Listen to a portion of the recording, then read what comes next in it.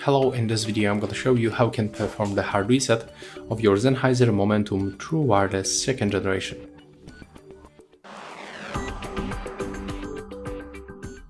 So to do this we have to select them from the application, then click on the settings, and next we have to find this option, factory reset.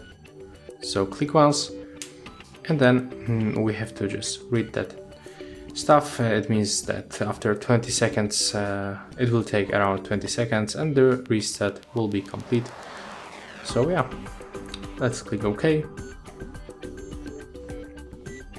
And now just be patient and wait, and we don't have to put them back to the charging case. So just get them out of this case and wait. Okay, and as you can see, the reset is complete. So that's all for this video. Hope you like it.